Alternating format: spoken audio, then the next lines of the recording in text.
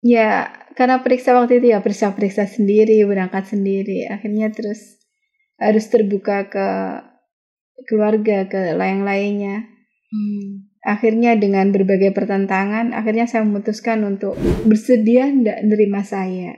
Kalau saya harus tidur dengan selimut, keringat saya bau loh. Saya bilang gitu. Saya gelar, alat itu saya gelar. Saya lihat di kasur. Ini lebarnya kasur itu sekian. Alatku sekian. Mau ndak aku tidur di sana? So, welcome to Cancer Survivor, and this is their story. Halo semuanya, saya Ulia dan Anda sedang mendengarkan Cancer Survivor Podcast, tempat di mana para penyintas kanker menceritakan kisah inspiratifnya. Di saat kita sedang dalam titik terendah, tentu saja kita membutuhkan dukungan dari orang-orang yang terdekat.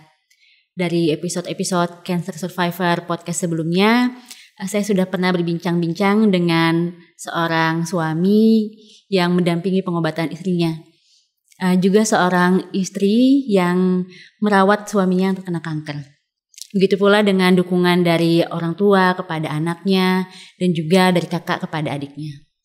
Namun bagaimana jika di saat kita berada di titik terendah, di saat kita sedang berjuang untuk bisa sembuh dari penyakit kanker demi keluarga, justru malah kita mendapati orang terdekat kita tidak bisa menerima kondisi kita. Ya, di sini dari Jombang kita sudah kehadiran Ibu Yuni Lukitasari, seorang penyintas kanker payudara sejak tahun 2012. Selamat sore Ibu. Selamat sore Mbak Ulia. Assalamualaikum. Waalaikumsalam. Terima kasih banyak Ibu sudah bersedia menunggu gitu ya, dan mau berbagi ceritanya kepada kami dan juga pendengar Cancer Survivor Podcast. Jadi Ibu Yuni ini sudah melewati perjalanan panjang gitu ya Bu ya. Alhamdulillah. Sekitar 12 sampai 13 tahun. Iya. Dan kita pasti akan bisa mendapatkan pelajaran yang sangat berharga dari kisah perjalanan hidup Bu Yuni. Nah, boleh deh Bu, kita ceritain dulu sebelumnya itu Ibu saat itu kena penyakit kanker di tahun berapa gitu, dan itu usia Ibu berapa, kondisinya saat itu apakah sudah menikah, sudah punya anak? Gini ya Mbak Ulia. Oke. Perkenalkan dulu, saya Yuni Lukitasari, bertempat tinggal di Jombang, Jawa Timur, salah satu kota kecil di sekitar 80 km dari arah Surabaya. Saya adalah seorang pegawai negeri, ngajar di SMK. Saya terkena diagnosis kanker itu adalah hadiah dari Allah di ulang tahun saya yang keberapa ya? 2012 itu saya sampai trauma dengan ulang tahun. Jadi 3 hari atau 4 hari menjelang ulang tahun itu saya divonis kanker dengan stadium waktu itu masih 2A seperti itu ya. Tapi karena waktu itu dokternya sudah patologi, jadi waktu itu 2012 itu saya merasa ada benjolan yang kalau dibilang sakit ya kadang tidak sakit, cuman kadang ada cenit-cenit gitu. Akhirnya saya memutuskan untuk periksa, akhirnya di dokter terdeteksi kanker dengan jenis karsinoma invasif dutal. Jadi kayak seperti itu. Jadi tergantung kanker ganas. Waktu itu usia berapa ya Mbak? Saya kelahiran 73. Jadi 2012 itu berarti 39 ya. Ya 39 seperti itu. Kemudian di situ ya karena periksa waktu itu ya periksa sendiri, berangkat sendiri. Akhirnya terus harus terbuka ke keluarga, ke lain-lainnya. Akhirnya dengan berbagai pertentangan, akhirnya saya memutuskan untuk operasi karena waktu itu sudah dibiopsi dan sudah saya takutnya menyebar. Saya belum kenal belum kenal dengan ini pengobatan yang lain gitu ya. Belum kenal dengan jaketnya Pak Warsito ya, jadi seperti itu. Terus saya memutuskan untuk operasi, tapi waktu itu operasinya parsial, jadi hanya diambil 1 kuadran di payudara saya. Diambil selnya aja gitu Bu? Iya, Sel selnya aja tapi enggak pas selnya kecil, cuman sekitar 1 senti, cuman ngambilnya sekitar 5 senti keliling, jadi agak besar. Kayak seperti itu. Nah, konsekuensinya harus kemo. Jadi saya jalani terapi kemo saya jalani. Saya jalani 1 seri. 1 seri itu 6 kali Mbak Ulfa. Jadi setiap 3 minggu sekali kita masukkan obat kemonya. Ya seperti itu. Berakhir kemo itu Juli. Itu di awal tahun 2012 sampai pertengahan 2012 ya, sampai Juli. Tadi Ibu bilang Ibu berobat sendiri, kemudian Ibu tahu sendiri vonis dari dokter. Memang saat itu Ibu sudah berkeluarga atau? Sudah berkeluarga, saya sudah punya anak, cuman dengan kesibukan masing-masing. Ya sudah jalanin semuanya sendiri gitu. Jadi memang saya adalah orang kalau memang sudah bisa jalan sendiri, ya kenapa harus minta tolong orang lain? Gitu. Tapi pada akhirnya orang-orang terdekat tahu kan, ada momen di mana Ibu memberitahukan kepada orang tua, suami anak gitu. Tahu semuanya. Cuman waktu itu ada yang dukung operasi, ada yang enggak. Gitu loh. Ada yang dukung operasi, ada yang enggak. Terus tapi dalam hati saya waktu itu berkeyakinan bismillah saya operasi gitu. Karena waktu itu ya karena sudah dirusak. Jadi di sini kalau memang sebaiknya kalau untuk teman-teman yang sudah tahu kalau itu kanker, kalau memang tidak siap untuk dioperasi, nggak usah dibiopsi. Karena biopsi itu kalau nggak dijalani untuk rawat tahapan berikutnya, kita mau ngapa itu bahaya gitu loh. Bahayanya karena nantinya bisa mudah menyebar. Jadi beberapa kasus yang teman-teman yang sama-sama pengguna jaket itu cerita kalau sudah dibiopsi memang harus benar-benar rutin pakai jaket ini. Jaket itu adalah pengobatan alternatif yang akhirnya Ibu temukan setelah Ibu kemo gitu ya? Iya, setelah kemo Ibu cerita, saya baru ketemu ini. Gitu. Oke. Saat Ibu ngasih tahu ke keluarga terdekat tentang kondisi Ibu, saat itu respon dari orang terdekat gimana Bu? Kalau ibu saya, ya sudah berobat kamu sebisamu, kamu harus sembuh, kayak seperti itu. Tapi waktu itu dengan pasangan saya yang dulu itu, saya disuruh alternatif dikasih jamu gitu. Cuman minum jamu. Saya enggak mau gitu, saya enggak mau. Akhirnya saya jalani kemoterapi itu gitu. Sambil terus saya berdoa ke Allah. Itu waktu saya masih ingat doa saya. Ya Allah, kanker ini adalah ciptaanmu, sel ciptaanmu. Kalau kau menciptakan kanker ini, maka engkau juga pasti menciptakan alat untuk membunuh kanker ini. Jadi itu adalah doa saya waktu itu. Gitu loh.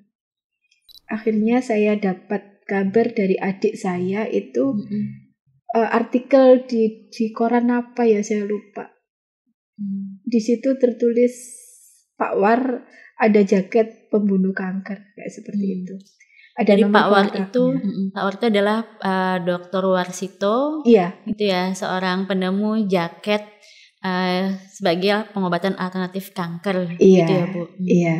Jadi waktu itu saya dikasih artikel itu, terus ada kontak teleponnya. Terus saya hubunginya itu bulan apa ya? Sekitar Agustusan sekitar itu. Saya belum bisa langsung ke Jakarta karena nunggu liburan. Jadi Desember baru bisa ke Jakarta. Waktu itu masih di modern land seperti itu. Itulah sekilas awal saya didiagnosisnya dan awal saya mengenal alatnya Profesor Warsito yang bisa membunuh sel kanker. Terima kasih Pak War. Iya, dari sejak Ibu didiagnosis kanker gitu, ada nggak Bu hal-hal yang berubah baik secara kehidupan pribadi Ibu, kehidupan keluarga, kehidupan dengan orang-orang mungkin di pekerjaan gitu, Ibu merasakan ada perubahan nggak? Banyak sekali. Artinya di situ memang akan ada orang yang suka dan yang tidak suka. Tapi yang berubah pada diri saya dulu. Yang paling saya sadari itu, saya yang dulunya orang yang pokoknya saya harus bisa ini harus selesai. Itu saya turunkan ego saya. Ya. Artinya apa? Ternyata sel kanker itu juga akibat dari pola berpikir saya yang tuntutannya terlalu tinggi. Ya seperti itu. Perfeksionis gitu mungkin ya. Egonya juga mungkin tinggi. Ya seperti itu. Target-targetnya. Jadi pasang target boleh, cuman tidak harus semuanya kita kejar sendiri. Ya seperti itu. Itu secara pribadi ya Bu. Kalau dengan keluarga gitu, dengan anak, dengan suami, ada perubahan nggak? Kalau dengan suami sempat ndak sapa ya, artinya ndak membahas itu, artinya kita hidup apa adanya dalam artian ya tetap satu rumah waktu itu, cuman tidak ada komunikasi. Tidak ada komunikasinya, dia juga nggak setuju dengan saya ini, nggak setuju dengan saya ini, kayak seperti itu. Ya dia juga nggak bisa nerima saya sakit kayak seperti itu.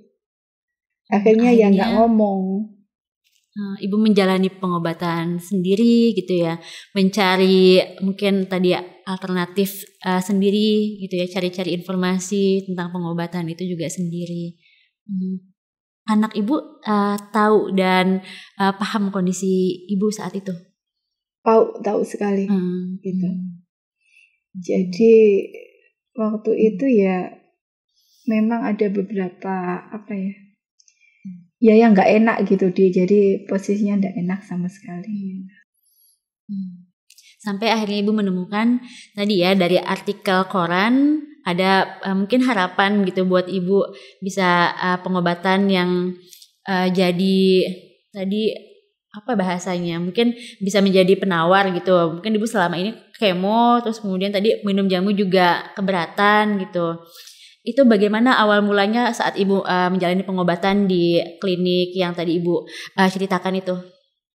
Awal penggunaan alat itu saya sebenarnya juga sempat mampu kayak seperti, tapi saya kemudian bertekad bismillah. Kan waktu itu gunakan alatnya itu berupa jaket yang besar ya, yang besar. Jadi kayak seperti itu 20 jam per hari. Jadi makanya tuh 20 jam per hari. Bayangkan Mbak Uja, kita aktivitas 24 jam, kita pakainya 20. Jadi 20 jam. Lepasnya pada waktu mandi saja. Bahkan mungkin kita sama pasangan sama anak kita juga gak 20 jam juga kan bareng-barengnya gitu. Iya. Ada aktivitas masing-masing ya. Jadi di rumah jadi saya juga full gitu. Itu jadi kan dilapisi baju tipis dulu, baru jaket itu, kemudian baju keseharian kita ya seperti itu. Jadi posisinya waktu itu masih di dalam gitu. Jadi waktu itu kayak seperti itu. Jadi baju dalamnya itu mesti jarak 1 jam 2 jam saya harus ganti. Karena baunya ndak enak Mbak. Jadi detoknya itu keringatnya baunya ndak enak. Jadi kayak lendir. Keringatnya itu kayak lendir. Jadi baunya itu ndak enak.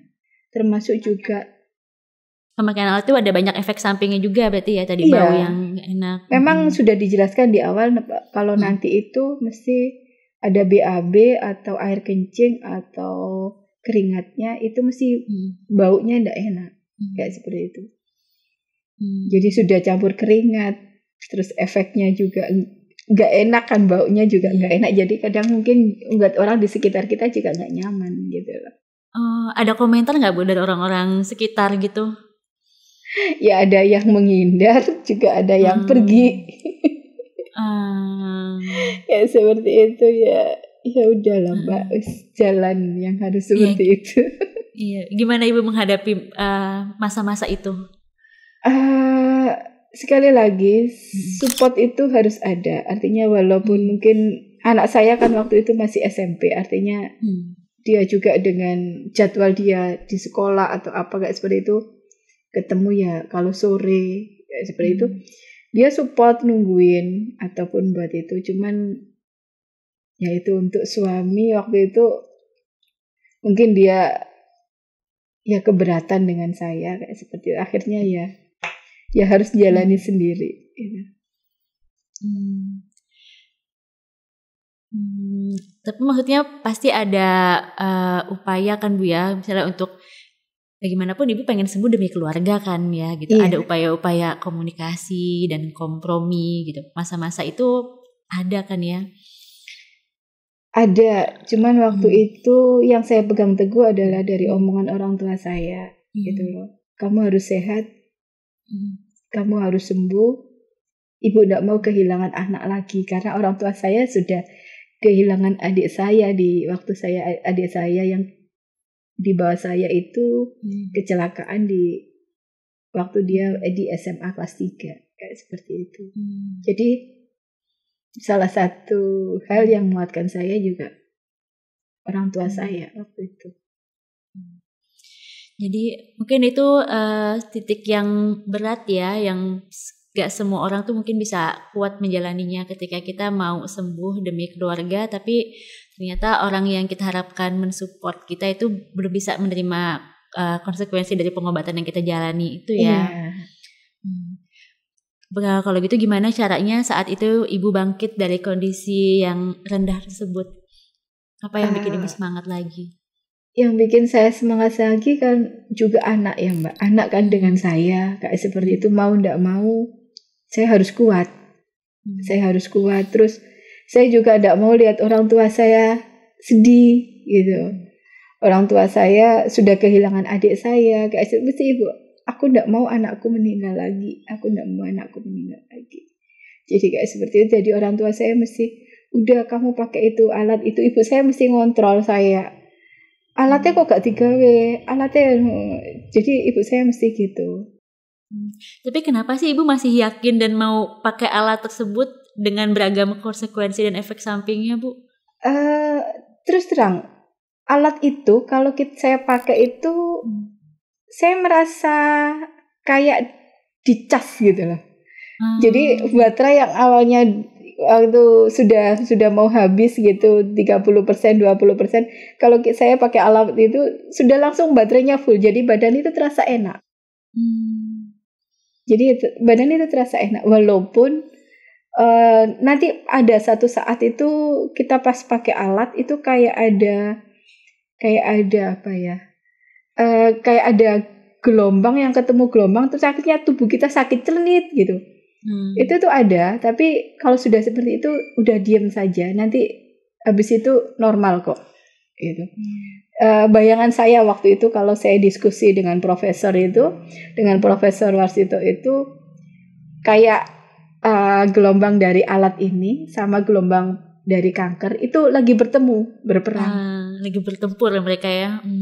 Iya, jadi saya hanya membayangkannya di situ. Tapi alat ini saya kira itu paling ringan efeknya, tapi paling ampuh untuk menangani kanker ini. Maksudnya dengan tadi Ibu bilang efek sampingnya bau gitu ya, BAB keringat semua sampai mungkin pasangan Ibu dulu itu keberatan gitu. Tapi Ibu masih bilang itu yang paling ringan efeknya. Iya, gitu loh. Jadi kalau hanya bau apa ya sudah itu hanya risiko luar seperti, tapi untuk sel saya efek ke tubuh kali ya Bu ya, efek ke tubuhnya, kesehatan keseluruhannya begitu ya Bu ya. Iya. Jadi dengan pengalaman itu apa sih Bu pelajaran yang paling Ibu ingat gitu, pelajaran yang penting dalam hidup Ibu setelah melewati fase-fase tersebut? Intinya gini, kenali dirimu, maka kamu akan tahu selmu itu dalam posisi seperti apa. Terus nggak usah terlalu menghiraukan orang lain lah. Ada pasangan atau tidak, orang tua itu yang utama, gitu loh. Saya rasa kalau masih didukung dengan orang tua, semuanya akan didapat kok. Semuanya kebahagiaan nanti akan didapat lagi. Tapi sejujurnya ada trauma tersendiri nggak Bu? Untuk misalnya akhirnya Ibu jadi trauma untuk kembali berpasangan, mungkin karena takut ya, mungkin lebih nyaman untuk menghadapi penyakit kanker sendirian aja demi anak dan orang tua.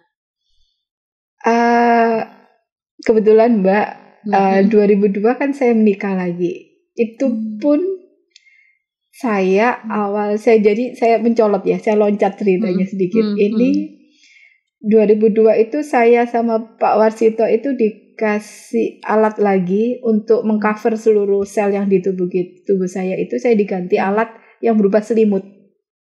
Jadi ada sebelumnya jaket, sekarang selimut. Jaketnya tetap dipakai waktu aktivitas.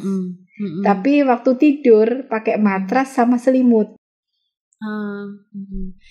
Masih dengan cara kerja yang sama gitu sama ya? Dengan cara kerja sama. Nah, pasangan saya waktu itu, yang calon pasangan saya ini, yang itu saya tanya, bersedia enggak nerima saya kalau saya harus tidur dengan selimut?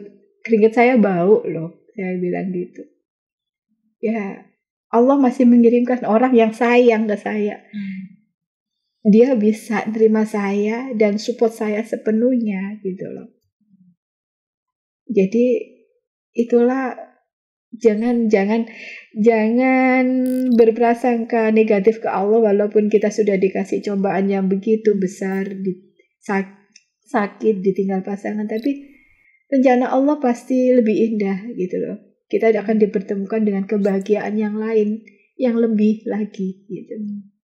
Selalu berprasangka baik ke Allah. Itu lagi yang menarik ya Bu ya. Boleh dong Bu diceritain awal mula bertemu dengan orang yang bisa menerima diri Ibu ini tuh gimana sih? Kebetulan anaknya itu sahabat anak saya. Jadi sama-sama punya anak satu, dan anaknya cowok juga, namanya sama dengan anak saya. Namanya Rifki juga. Sahabatan ya, sama-sama sesama Rifki itu mereka sahabatan. Sahabatan dari SMA sampai setelah lulus kuliah. Lucu ya. Jadi mereka sekarang jadi kakak adik ya Bu ya. Jadi kakak adik gitu. Dan satu lagi kodrat dari Allah itu, nama bapak saya itu Mujib. Kakaknya bapak saya Munib. Suami saya namanya Munib. Adiknya namanya Mujib. Jadi kalau diwikir itu mesti lucu gitu. Gitu ya. Kayak sudah dipersiapkan nih tanda-tanda jodohnya ya Bu ya. Iya, jadi itulah ceritanya itu ya, happy endingnya di situ gitu. Ya, tapi kan tidak mudah kayaknya ya, kalau misalnya kita sudah pernah punya pengalaman sebelumnya gitu dengan kondisi kita, ternyata orang nggak semuanya bisa nerima ya gitu. Untuk kembali membuka diri itu pasti nggak mudah kan ya Bu ya? Ya sangat awal itu saya waktu itu menerima ini ya, saya tanya, ya itu tadi saya gelar alat itu, saya gelar, saya lihat di kasur, ini lebarnya kasur itu sekian, alatku sekian, mau ndak aku tidur di sana?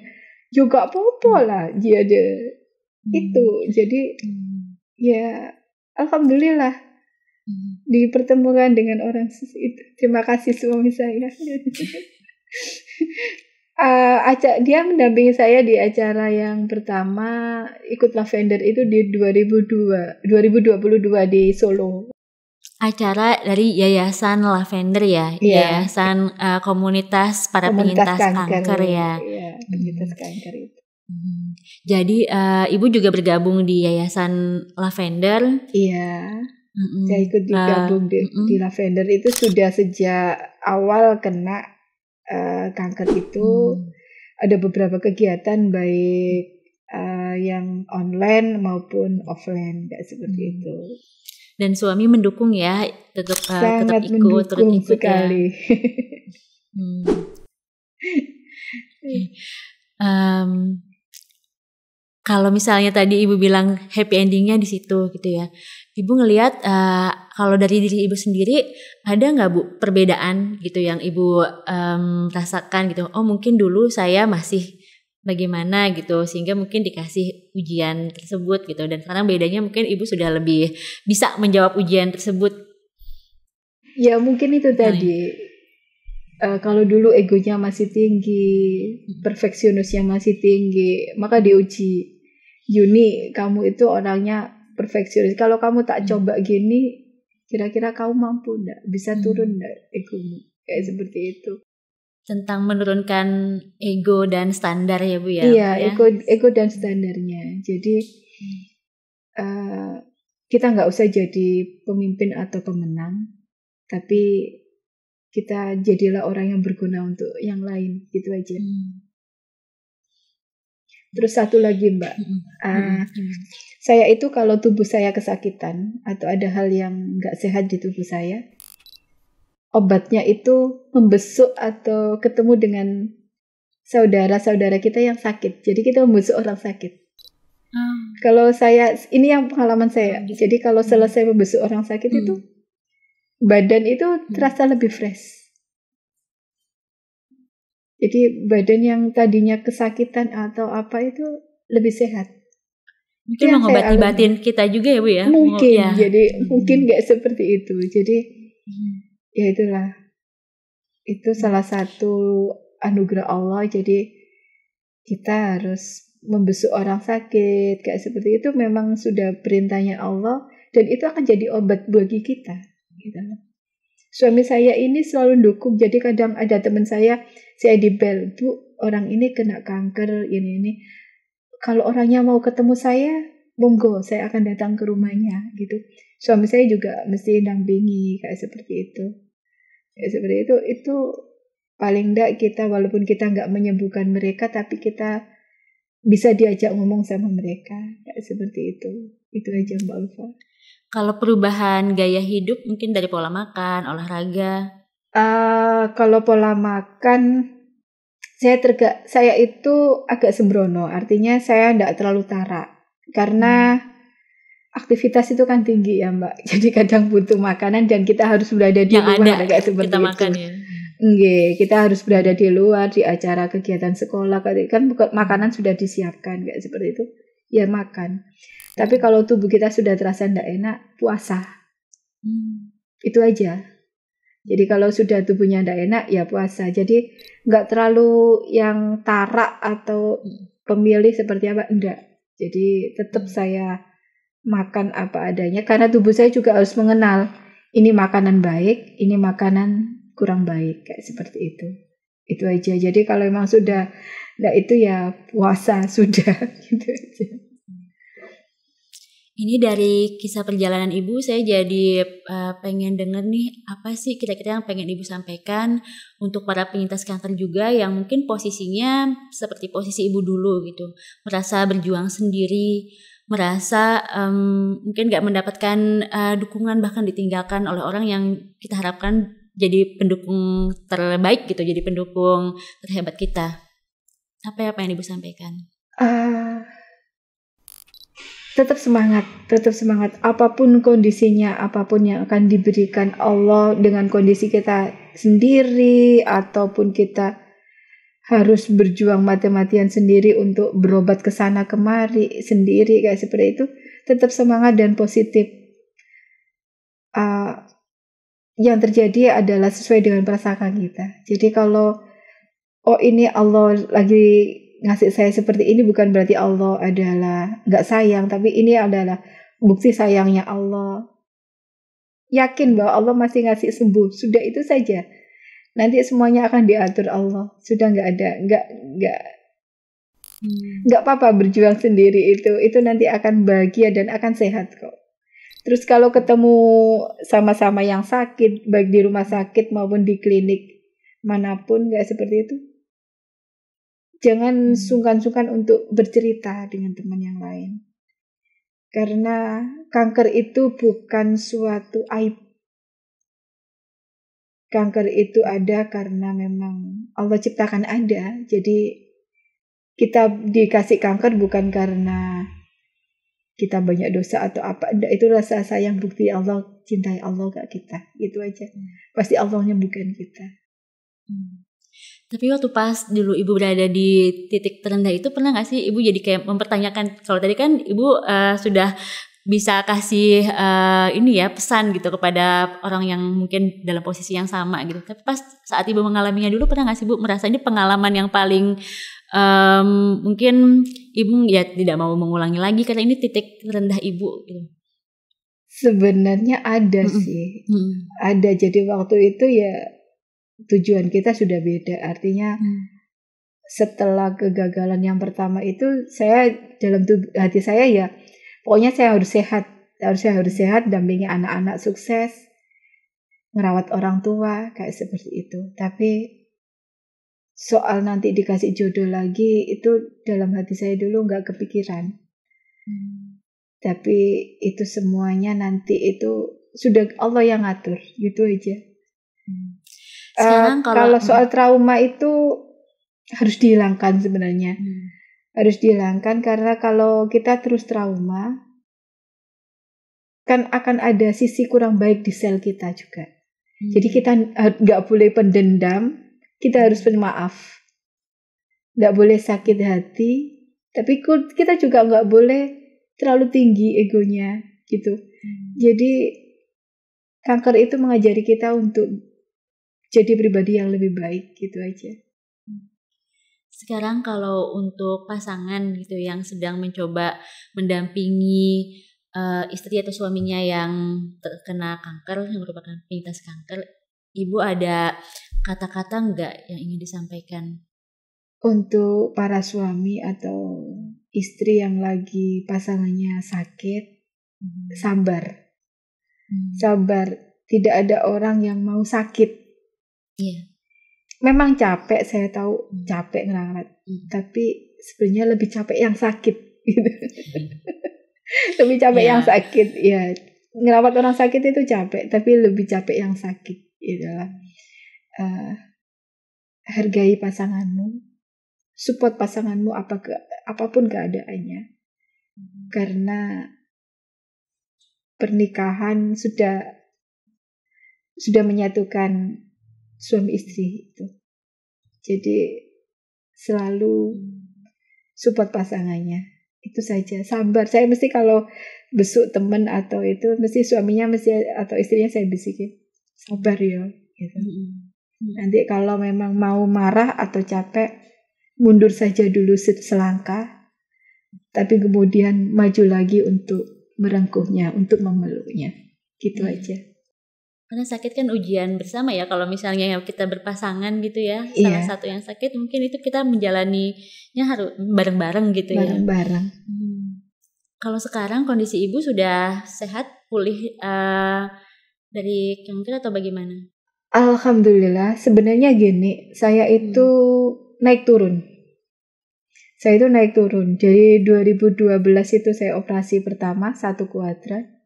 2015 itu saya operasi lagi di aksila kanan. Aksila itu di ketiak kanan. Itu karena terdeteksinya setelah prosesi kemo. Jadi Juli 2012 itu saya mamografi itu masih ada benjolan. Di situ 2015 di USG atau di mamografi tetap sama, masih ada benjolan, tapi tetap tidak membesar. Akhirnya Pak Warsito menyarankan diambil saja, tapi tidak usah kemo. Jadi waktu itu diambil benjolannya, tapi tidak usah kemo 2015. 2023 itu saya tumbuh lagi di sternum, mana ya? Tengah-tengah, jadi di tengah-tengah sini. Di pertemuan rusuk. Tengah-tengah. Padahal kan Ibu kankernya kanker payudara Bu ya? Iya. Cuma jalan-jalannya itu kemana-mana. Iya gitu ya, ke ketiak, ke ini ya. Iya. Tenggorokan tadi. Jalan-jalannya kemana? Di situ muncul. Itu waktu itu saya sempat kesakitan, akhirnya karena saya tidak mau dibiopsi, akhirnya saya operasi mandiri di Bantul waktu itu. karena saya lebih nyaman dengan dokter yang di Bantul. Gitu loh. Biopsi dengan operasi mandiri itu beda ya Bu ya? Kalau di biopsi itu kita kan diambil selnya aja dulu. Kalau kita mengikuti BPJS kan diambil selnya dulu, baru nanti setelah itu tahapan operasi. Itu kalau kita di rumah sakit daerah itu butuh waktu sekitar 1 bulan lebih, 1 sampai 2 bulan baru bisa operasi. Nah itu mesti saya sudah prediksi tubuh saya nggak akan kuat, makanya saya ambil saja, baru nanti dilihat selnya, gitu. Ternyata tetap kanker ganas juga. Dan itu tumbuh lagi setelah 6 bulan operasi itu tumbuh lagi. Di tahun 2023 itu? Iya, 2024 awal itu tumbuh lagi. Kemudian saya waktu itu disarankan Pak Warsito pakai jaket yang nutup, jadi nutup yang di sini. Ya. Akhirnya alhamdulillah sudah hilang. Sudah hilang. Tapi alatnya masih dipakai? Iya, cuman satu. Untuk kanker itu jangan pijat. Jangan pijat. Pijat tangan, pijat elektronik, jangan. Jadi kesalahan saya waktu itu, saya sering pijat karena saya kan habis jatuh kecetit itu. Itu saya pijat. Akhirnya sel saya itu tumbuh. Sel kankernya. Jadi gitu. Salah satu yang itu jangan pijat. Pokoknya pijat tangan, pijat pegel, pijat apa itu jangan. Jadi gitu, kita nggak boleh pijat listrik. Iya. Itu akan merangsang sel kanker kita untuk tumbuh lagi. Kalau untuk orang yang sakit kanker. Pemakaian alatnya masih sampai sekarang Bu? Masih, kan saya 2024. Masih pakai. Iya, tadi saya ngirim foto nanti kelihatan. Itu saya ngajar sehari-hari seperti itu. Jadi saya pakainya di luar. Saya pakainya di luar. Karena kalau saya pakai di dalam itu seragam saya kekecilan. Saya semakin gemuk. Nggak bisa saya pakai di dalam. Tapi masih bisa beraktivitas biasa ya? Masih bisa beraktivitas biasa. Jadi masih bisa ngajar, masih bisa. Saya juga renang sekarang. Jadi sudah alhamdulillah masih bisa beraktivitas biasa. Naik kendaraan pun juga bisa kemana-mana sendiri, sudah bisa. Gak terasa nih sudah lebih dari setengah jam kita ngobrol. Alhamdulillah bisa jadi juga kita berbincang walaupun cuma online ya Bu ya. Iya, terima kasih. Dan banyak banget pengalaman yang dibagikan sama Bu Yuni. Terima kasih banyak dari kami nih. Buat para pendengar, kita gak bisa merencanakan perjalanan hidup kita ya. Dan kita juga gak bisa memprediksi ketika kita sakit semuanya akan berjalan dengan baik gitu. Kita gak bisa mengharapkan orang-orang selalu mensupport kita gitu ya Bu ya.